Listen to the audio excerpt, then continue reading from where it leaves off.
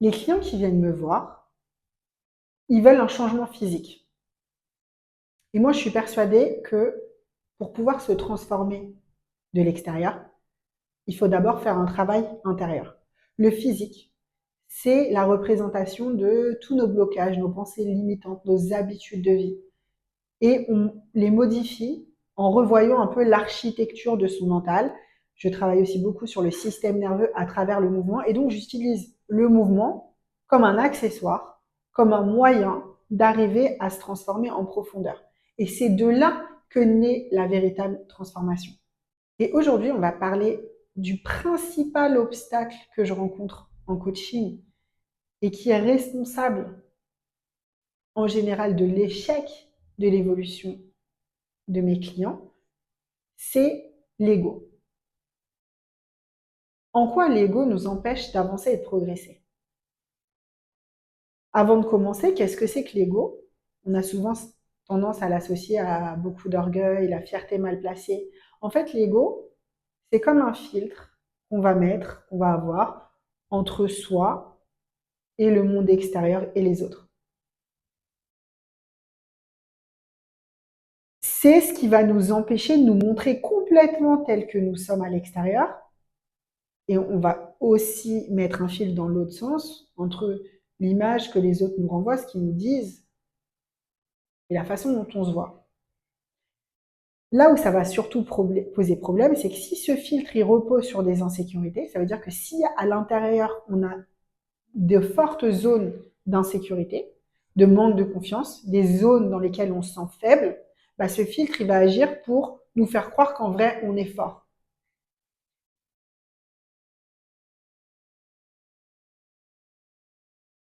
L'ego, c'est le jeu, c'est moi, c'est notre identité, c'est plutôt l'image qu'on se fait de nous-mêmes. Et vous êtes d'accord avec moi pour dire que cette image, plus on manque de confiance, plus elle va être biaisée. Et on a tendance à croire que les gens qui ont un ego très très fort et beaucoup de fierté, ils sont puissants, on associe ça à la force, au leadership, alors que c'est tout l'inverse. C'est justement ce qui va montrer vos faiblesses, ce qui va révéler vos faiblesses. Et en y prêtant attention, en essayant de le combattre, c'est là qu'on peut parvenir à progresser. Mais parfois, il est tellement fort qu'il nous empêche justement d'évoluer dans notre pratique et dans la vie de tous les jours. Je vais vous donner 3 exemples, 3 situations précises. La première, c'est ce qu'on appelle l'ego lifting. Ça va être cette tendance à se croire plus fort qu'on l'est en réalité ou à vouloir se montrer aux autres plus fort qu'on l'est en réalité. C'est je ne connais pas la technique, je ne maîtrise pas bien un exercice, mais je vais essayer de soulever 120 kilos au deadlift. Ou alors, je vais mettre une grosse barre et des poids de 100, 200 kilos sur les hanches, montrer pour prouver que je suis capable de faire un hip thrust super lourd, alors que ma technique, elle va pas, je ressens pas ce qu'il faut dans les bons muscles et ça sert à rien. J'ai échangé il n'y a pas longtemps avec une fille sur Instagram. Je me permets pas de donner des conseils aux gens, s'ils ne me le demandent pas en tout cas. Mais là, en fait, elle montrait qu'elle avait réussi à soulever, je sais plus, 120 kilos au deadlift. Il y a un exercice où tu prends une barre au sol, pour ceux qui connaissent pas, et où tu la tires vers toi. Alors, justement, c'est pas vraiment un exercice de tirage, c'est plus un exercice où on essaie de travailler les fessiers. Bref, peu importe. Et elle était contente d'avoir montré qu'elle avait pu soulever 100, 120 kilos, donc elle montrait l'exercice, mais avec une technique très mauvaise, voire dangereuse et compromettante, notamment pour son dos. Et quelqu'un lui disait, elle republiait, elle partageait la vie de quelqu'un qui lui disait, ouais, super, vas-y, bah, tu peux charger encore plus, rajoute 10 kilos, tranquille. Et moi, je lui ai dit, revois d'abord ta technique, baisse tes charges. Je la connais depuis longtemps, c'est pour ça que je me suis permise de lui dire ça, même si j'ai un peu regretté après. Et je fais, après, tu pourras charger plus lourd. Elle me dit, oui, mais c'est assez exceptionnel, je risque pas de me faire mal là-dessus. C'est une fois comme ça. C'est pour voir mon record personnel, mon maximum personnel. Je dis, ouais, mais est-ce que c'est vraiment un record? Est-ce que c'est vraiment ton niveau maximum si la technique, elle suit pas? Et là, elle s'est braquée. J'ai senti qu'elle se braquait, j'ai retourné la chose autrement. Je lui ai dit, peut-être que tu pourrais pousser encore plus lourd avec une meilleure technique, justement. Là, elle m'a dit, ah oui, effectivement, je l'avais mal pris au début, je l'avais pas vu comme ça. Deux façons de voir les choses. ego. J'ai flatté son ego pour pas qu'elle se vexe. Cet ego qui fait dire, alors on retrouve beaucoup cette tendance chez les coachs, je pousse super lourd, plus peut-être même que mes capacités, ma technique elle est pas terrible mais j'y vais. Mon élève, regarde, je suis un super coach puisque mon élève il est capable de pousser 80, 100 kilos, tu te rends compte, c'est génial. Avec la technique, encore une fois, qui ne suit pas. Et ce poids devient plus important que la maîtrise. Mais je vous explique, hein, on progresse beaucoup mieux avec des poids plus légers et un mouvement maîtrisé qu'avec une technique qui n'est pas bonne, sans savoir quel bon muscle tu dois ressentir et avec un poids énorme. On associe trop le poids. Oui, oui, il faut progresser pour faire progresser le muscle, il faut rajouter du poids, etc. Mais c'est un raccourci pour beaucoup.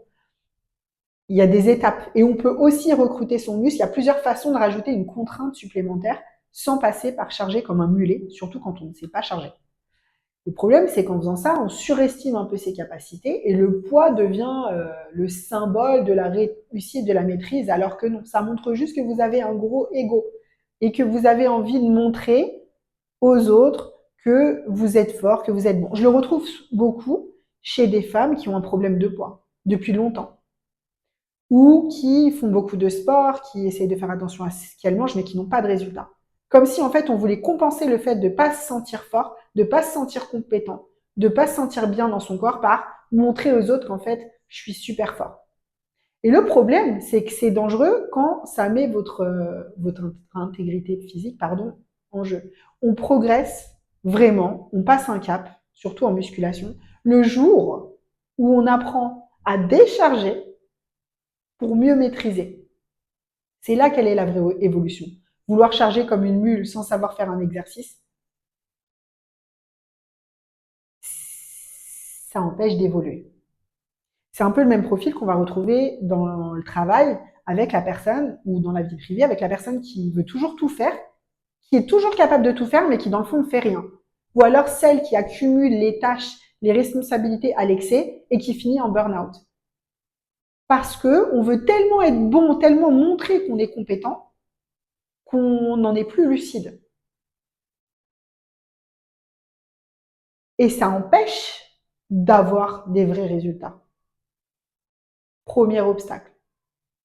Le deuxième obstacle, je vais revenir à ma camarade d'Instagram, c'est la personne qui va tout prendre mal. Alors je dis la personne, mais on va tous retrouver cette tendance chez nous à un moment ou un autre. Parfois ça va être dans un domaine, parfois ça va être dans un autre.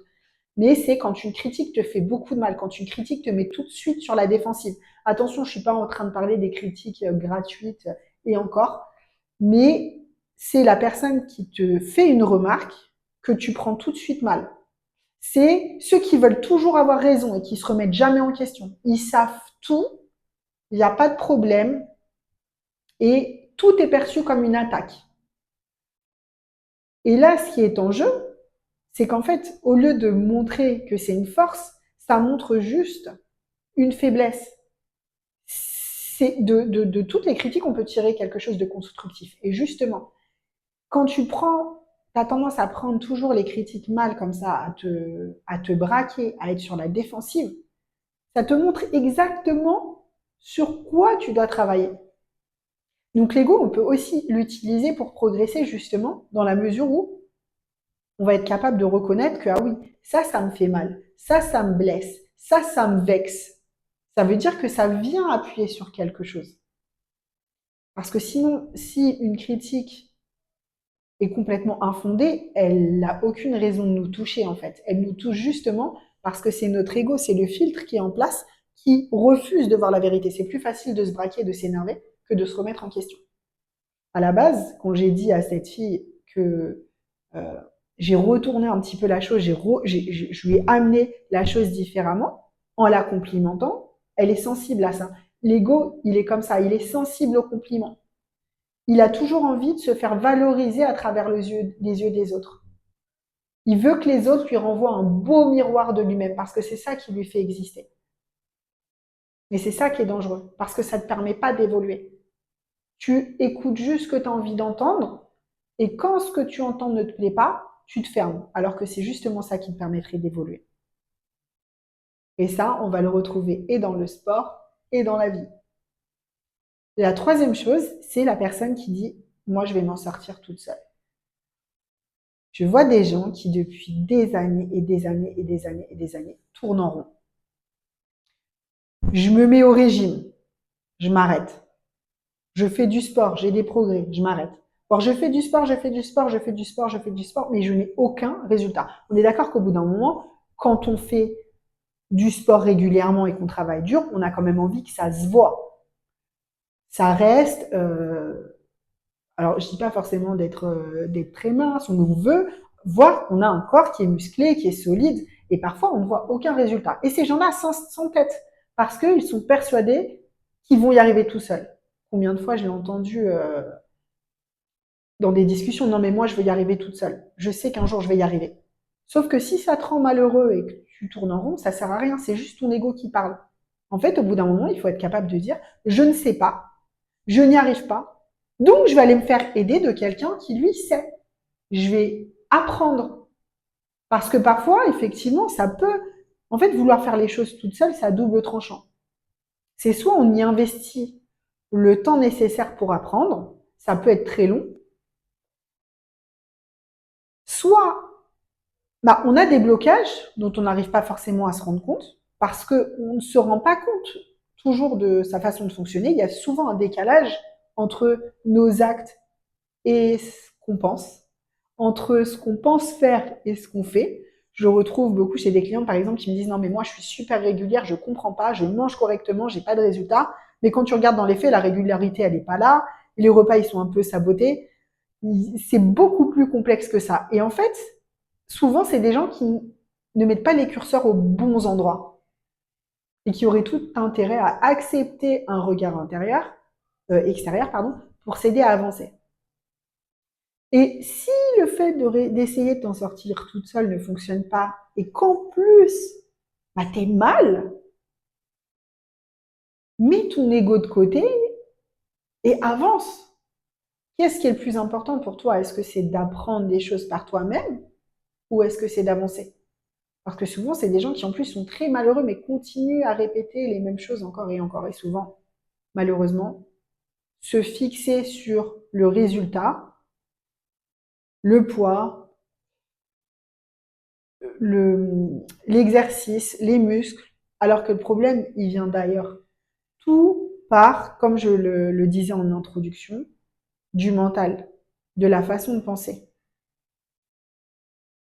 Et c'est cette façon de penser, ces vieilles pensées rigides, parce que vous voyez, cet ego dont on parle, il vient de notre passé, de tout ce qu'on a pu entendre, de tout ce qu'on a pu vivre. Et tant qu'on va pas aller gratter un petit peu là-dedans, alors attention, je suis pas en train de dire que je suis pas en train de faire de la psychologie de comptoir et de dire oui, alors parce que ton père t'a dit ça, il faut que non.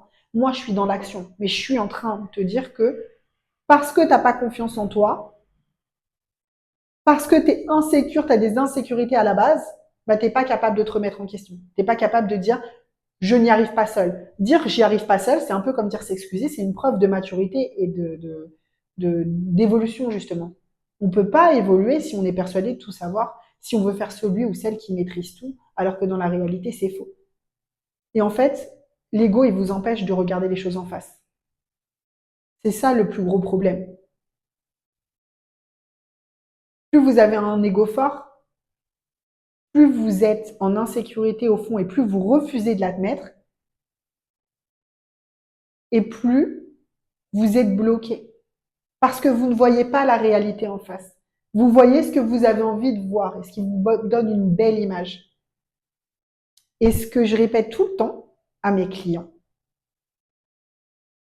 et la leçon la plus importante, c'est que tout changement commence par une prise de conscience. Tant que tu n'es pas conscient de tes comportements et que c'est l'ego qui te bloque et qui t'empêche d'avancer, tu n'avanceras pas. Donc, la question à se poser est la suivante. Est-ce que j'ai tendance à vouloir trop en faire plus que ce que je ne suis vraiment capable de faire, juste parce que ça me donne l'illusion d'être fort ou d'être le meilleur? Parfois, l'esprit de compétition, c'est aussi parfois révélateur de manque de confiance en soi, de peur d'échec aussi. Est-ce que J'ai du mal à accepter les critiques. Est-ce que j'ai besoin que les autres me renvoient toujours une belle image de moi? Et attention, quand vous êtes comme ça, vous êtes en plus facilement la proie de la manipulation.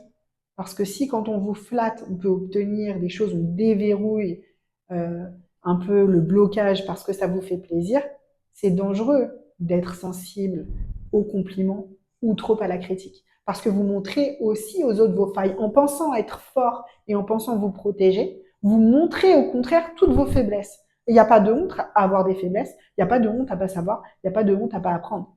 C'est par là que ça commence. C'est quand on se rend compte qu'on ne sait rien ou très peu de choses et qu'on a tout à apprendre.